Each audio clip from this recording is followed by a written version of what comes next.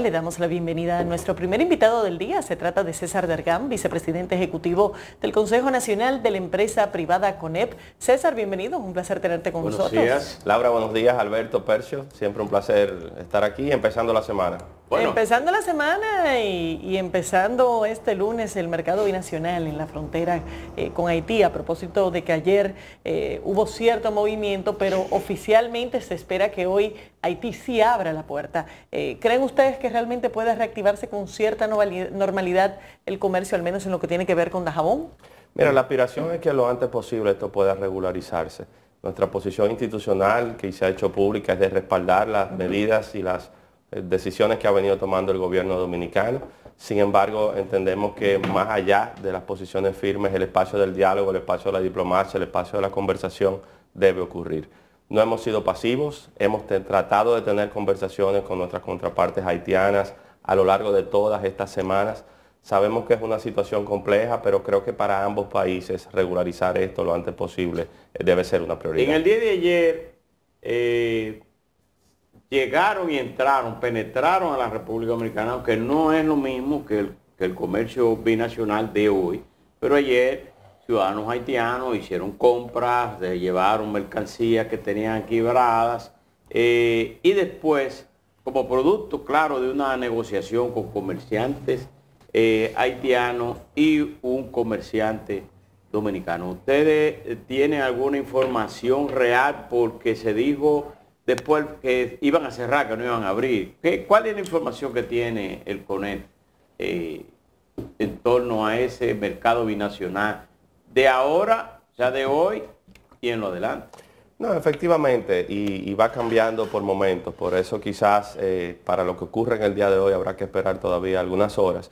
Sin embargo, previo a los anuncios de la semana pasada por parte del presidente Abinader, habíamos tenido conversaciones con contrapartes haitianas de diferentes gremios empresariales y asociaciones comerciales, y eso fue cambiando en el momento. Entonces, habría que ver qué ocurre, porque aquí lo más importante es que preservemos en beneficio de ambos países la formalidad de nuestro intercambio. Eso es difícil, sin embargo, cuando se presiona el comercio formal, lo que hace es que crece el comercio informal, crece el comercio ilícito, aumenta, como hoy refleja la prensa, la inflación, la escasez, y se generan otro tipo de situaciones. Entonces a nadie le conviene. Los industriales haitianos dijeron que ellos estaban de acuerdo en que ese país tuviera otro mercado que no sea el de la República Dominicana, aunque es difícil, ¿verdad?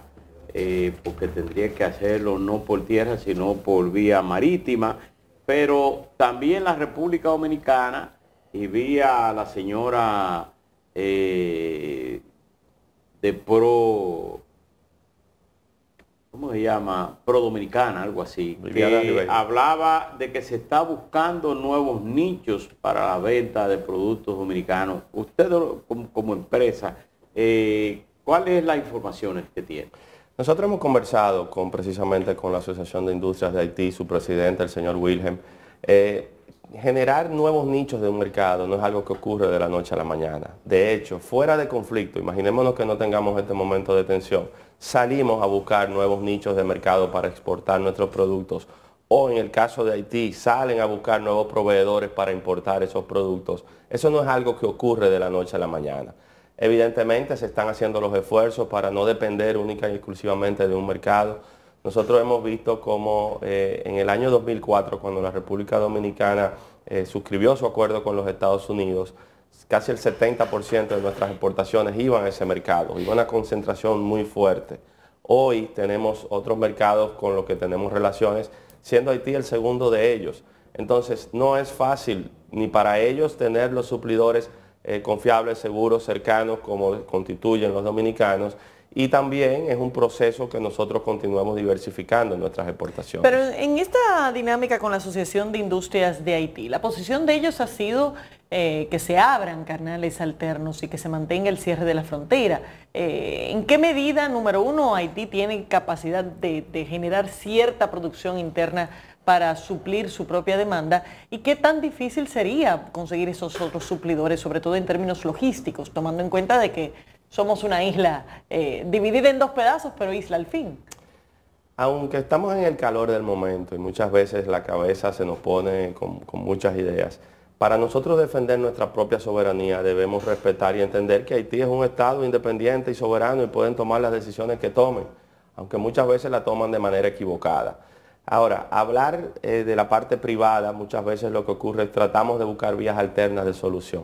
El principal problema es que desde el punto de vista oficial, el no contar con una contraparte establecida, Haití un gobierno caduco en el cual ya ninguno de sus funcionarios tienen un mandato constitucional, han permanecido tras el asesinato de su presidente, en gran parte controlado por bandas. Es una situación bien compleja. Entonces, por eso lo que hemos tratado de hacer en este diálogo es tratar de encontrar esos puntos de interés común.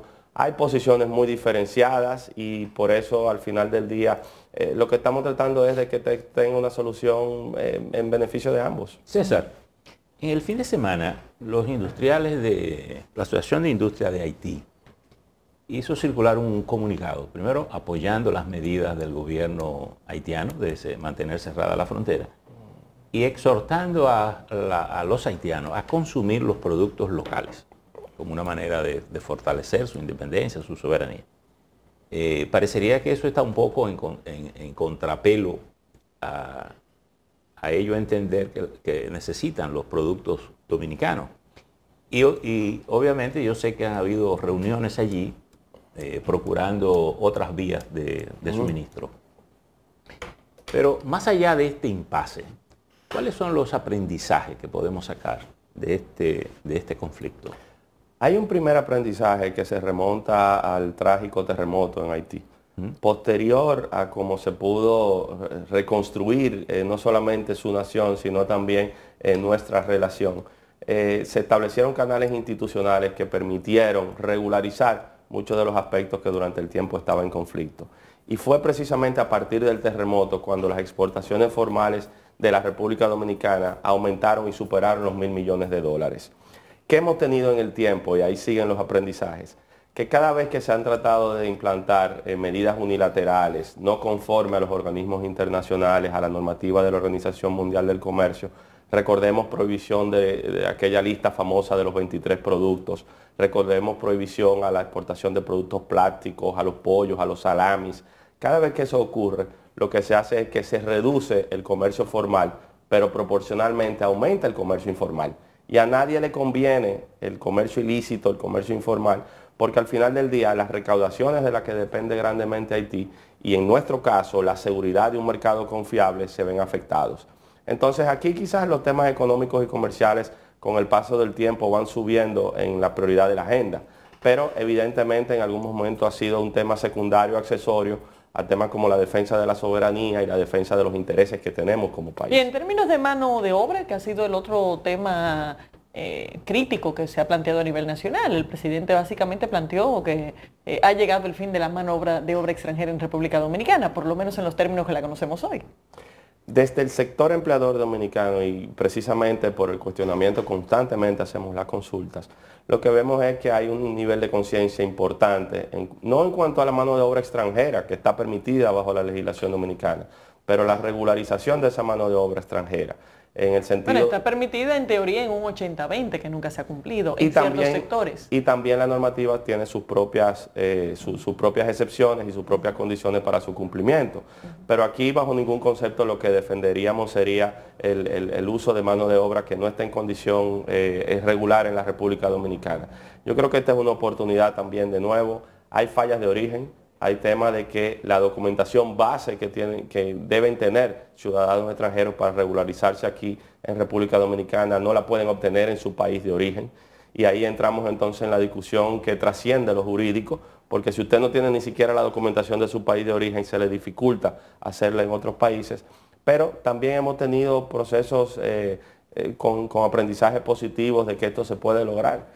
Y ese no puede ser, porque muchas veces se dice, bueno, es que los empresarios dominicanos dependen y viven de la mano de obra ilegal haitiana. No, yo lo que le digo es que desde el sector empresarial dominicano se respalda la posición del gobierno dominicano, pero se visualiza que Haití es una situación con la que seguiremos coexistiendo y que más de una zona de conflicto, César, debe ser una zona de oportunidades. Pero puede haber proceso de avance en la tecnificación, por ejemplo, en materia agrícola, en materia de construcción, por ejemplo?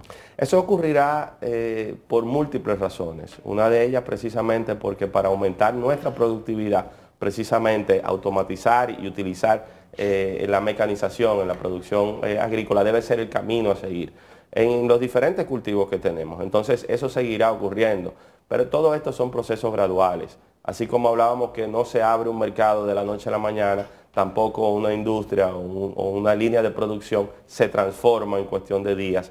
Pero existe la necesidad de hacerlo por inestabilidad como esta que se genera, pero también para aumentar nuestra propia productividad. ¿Cuáles son las alternativas que se están viendo en este momento? Porque la realidad de que hay sectores que el 80-20 es una ilusión, está ahí. Y buscar soluciones rápidas a este tema con la situación que hay en Haití no parece viable. ¿Qué es lo que se está barajando como alternativas? ¿O cuáles son las excepciones que hace la ley con respecto al 80-20? Realmente, cuando existe, sobre todo en determinados rubros, la necesidad en el mercado local de poder tener mano de obra extranjera, se autoriza, por ejemplo, en el caso de la industria azucarera, al inicio de la zafra, se autoriza y pueden precisamente pasar con un carácter temporal durante el momento que está ocurriendo. Sin embargo, cuando vemos no solamente en la industria agrícola, sino también vemos en la construcción, en los hoteles, en el servicio, en la mayoría de ellos se cumple, y en la medida que podamos entonces regularizar lo que ya están, podremos seguir avanzando. ¿Cuál es la situación de los comerciantes o empresarios instalados en la zona fronteriza y que se benefician de la mano de obra haitiana y que ahora, primero porque se han ido la mayoría del sector agrícola y por otra parte no están vendiendo? ¿Cuáles las pérdidas cuantificadas en torno a la falta de ese comercio? Las pérdidas aún no están cuantificadas, precisamente por lo que hemos comentado de que hay una segmentación entre el comercio formal y el comercio informal. Y el nivel también de afectación va a variar en función de la actividad que se desarrolla. Por ejemplo, el comerciante que activamente produce y vende en los mercados binacionales 2 veces a la semana en las provincias fronterizas, ese es un tipo de efecto que está teniendo. Los lunes y los evidentemente viernes. Sí, y varía en función de las ciudades. Y para eso hemos visto cómo se han destinado inclusive recursos para poder resarcir el impacto que ha tenido en el corto plazo. Ahora, visualizándolo en el mediano y largo plazo, evidentemente es una situación que no es sostenible. Por otra parte, y eso es en el comercio binacional informal de los mercados. Ahora, las industrias dominicanas que suplen inclusive muchos de los insumos que consumen, que utiliza la industria haitiana para poder exportar a otros mercados, también estamos hablando ahí de otro tipo de efectos. Entonces, si nosotros vemos también en la regularización que se ha tenido en el sector agrícola, precisamente para exportar a mercados como el europeo, en temas como el banano, hemos tenido que regularizar en gran parte la mano de obra extranjera haitiana. Y eso está ahí. César. ¿Regularizar cómo? Con su documentación para permanecer aquí, con sus visas de trabajo, con sus permisos correspondientes para poder hacerlo. ¿Y esa sería la alternativa generalizada? Bueno, ahí han habido diferentes segmentaciones en el sentido de que en algún momento también habían ciudadanos que no tenían la documentación y provisionalmente se le otorgó un permiso para que pudiesen regularizarlo en el tiempo, reconociendo que había una falla en su propio país de origen. César, pero parece que eso no es tan efectivo porque los productores del Bajo Yaqui en Atillo Palma han dicho públicamente que tienen problemas para cumplir con los embarques martes y jueves porque migración va y se le tira y los haitianos que no lo aparecen cogen el monte y se van. No, y efectivamente. Hay un problema de afectación a la economía por falta de una regularización. Sí, pero también el orden que podemos exigir, no solamente en nuestra relación con ellos y la formalidad, sino internamente, es haciendo cumplir la ley. Exacto. Nosotros tenemos ley, tenemos autoridades y las autoridades tienen que cumplir lo que establece la ley. ¿Pero respetando los derechos humanos, respetando todo. ¿Qué parte de la ley es que tenemos que cumplir? Porque dentro de toda esta discusión a nivel fronterizo, no vemos claramente sobre la mesa todavía cuáles son las propuestas a nivel migratorio, de cuáles son las medidas que vamos a estar tomando con un problema que sabemos que tiene una dimensión mayúscula. ¿Se ha discutido con el sector empresarial algún tipo de alternativa de regularización o de cómo se va a manejar en términos prácticos este tema? Hay varias mesas de trabajo actualmente. Yo creo que la versión oficial debe ser ofrecida por el gobierno dominicano porque hay varias iniciativas en el Consejo de Migración, con el Ministerio de Trabajo, con la Dirección General de Migración ante esta situación. De hecho, ¿son iniciativas coordinadas o son iniciativas consultadas, autónomas, cada una por su grupo? Se consultan y evidentemente al final el resultado depende de lo que la autoridad decida. Pero esta discusión y esta conversación antecede el conflicto que estamos actualmente viviendo, porque sabemos que es una situación con la que hemos venido lidiando ya por un buen tiempo. César, en el punto en que estamos, el gobierno haitiano ha condicionado la apertura de su puerta a nuevos acuerdos, específicamente acuerdos sobre el visado, sobre los visados, es decir, la parte migratoria.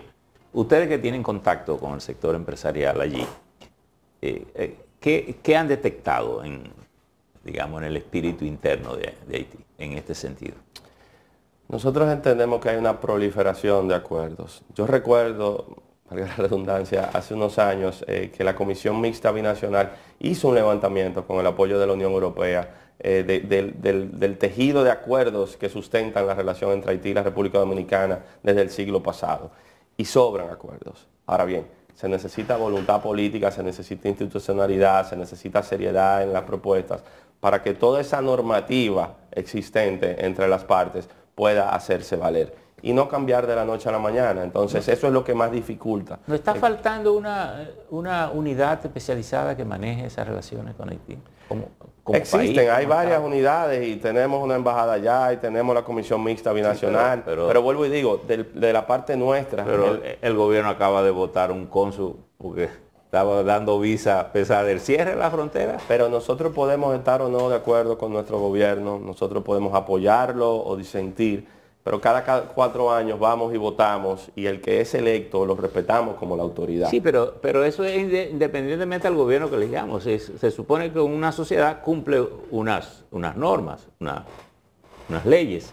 Sobre todo si tenemos una relación con un vecino que es inevitable, porque está ahí, ni ellos se mudan ni nosotros tampoco, tenemos que tener claro cómo es que nos vamos a manejar con ellos. Sí, y precisamente en momentos como este, y lo vemos ahora con otros conflictos, momentos en los cuales lo que debe anteponerse es precisamente el interés nacional, pues el llamado a que busquemos de manera conjunta estas soluciones es el que persiste. No es una situación que se generó ahora por la construcción del canal. La situación con la relación República Dominicana-Haití históricamente ha sido una relación que ha tenido altas y bajas. Entonces, prever, precaver, gestionar el riesgo para este tipo de situaciones sigue siendo, porque mañana, en el mejor de los casos, tendremos una solución. Dargan, me llama, o sea, estaba en contacto con nuestro corresponsal allá en Dajabón y no abrieron la puerta hasta ahora, no han abierto la puerta los haitianos. ¿Hasta cuándo? ¿Hasta dónde? ¿Cómo? ¿Cuál es la visión que tienen los empresarios en torno a esta problemática que usted dice que tiene sus altas, que tiene sus bajas, pero tenemos la alta ahora? ¿Cuál es la recomendación de ustedes? Continuar con el diálogo, continuar con las gestiones diplomáticas, defender nuestras posiciones y hemos respaldado lo que se está haciendo, pero eso no amerita que no agotemos todos los espacios para buscar soluciones. ¿Cuáles son las consecuencias de que Haití mantenga esta posición en los próximos días? Bueno, evidentemente se afecta el intercambio comercial, que la proyección en los últimos años, como he dicho, supera los $1.000 millones en comercio formal. Según estimaciones del Banco Central, el comercio informal puede ser un 30 o un 40% adicional a ese monto. Estamos hablando de un socio importante. Sin embargo, si lo vemos, si nos salimos desde la óptica dominicana, en el caso de Haití también, abastecer su mercado, abastecer y satisfacer las necesidades de consumo es algo que se le tiene que dar respuesta. César, hoy hay uno de los diarios, en su editorial, señala que el presidente le ha ido bien en las encuestas, en los números con el tema haitiano. Pero el editorial advierte que una prolongación pudiera revertir esos números.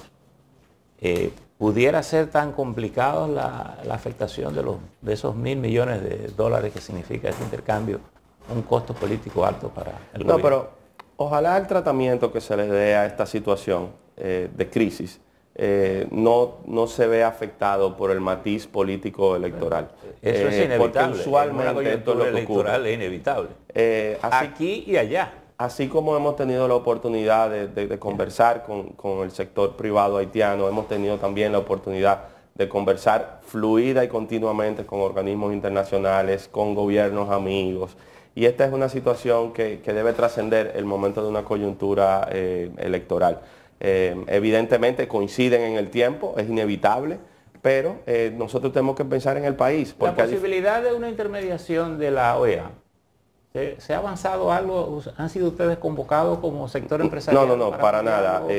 Eso ocurre en el ámbito diplomático oficial de los países. ¿Pero no conversa el gobierno con ustedes sobre la visión, sobre la salida, sobre soluciones? Sí, hay bastante apertura y el diálogo es muy fluido y por eso lo que nos debemos desmayar. Usted decía ahorita, bueno, hay varias unidades que se ocupan, pero cuando tú tienes varias unidades que nadie está cohesionado con nada, es decir, cada quien inventando lo suyo y un país no puede funcionar así.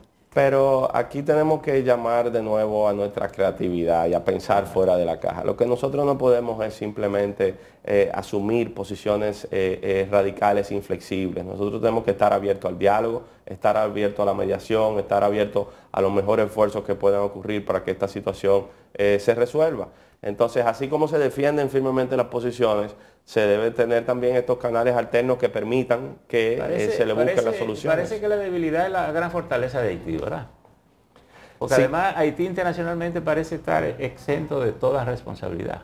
Sí, sin embargo, el escuchar diferentes planteamientos del lado haitiano en esta coyuntura también deja mucho que decir de cuál es el futuro que ellos como país visualizan. ¿Hay presiones a lo interno del CONEP con este tema? ¿Hay conflicto entre los empresarios respecto a la posición institucional?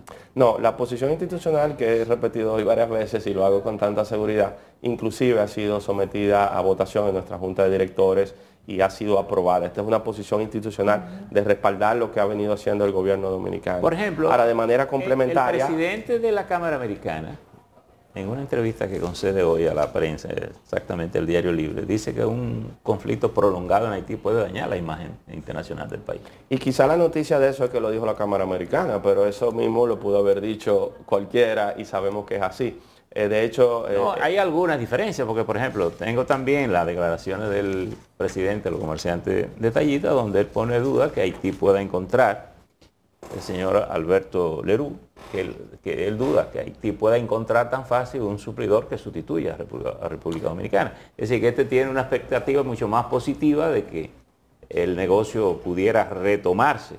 Pero precisamente por eso yo creo que es interesante también leer entre líneas. Nosotros, por ejemplo, con la Cámara Americana, en semanas recientes hemos estado teniendo conversaciones con el gobierno de los Estados Unidos a nivel del Ejecutivo, con el Congreso de los Estados Unidos, desde la óptica privada, en consulta con nuestro gobierno y precisamente procurando aclarar y plantear cuál es la situación que se tiene por delante. ¿Qué se busca en esos contactos? Precisamente que la imagen de la República Dominicana se afecte lo menos posible. Pero ¿pudiera Estados Unidos ayudar a sentar las partes? Lo ha logrado en el pasado y por eso hemos conversado de nuevo en esta ocasión. Su convocatoria ha permitido que el diálogo fluya y su presencia es importantísima. Y muchas gracias, César Dargan. César. Despedimos, señores, a César Dargan, vicepresidente ejecutivo del CONEP. Vamos a una pausa, ya volvemos.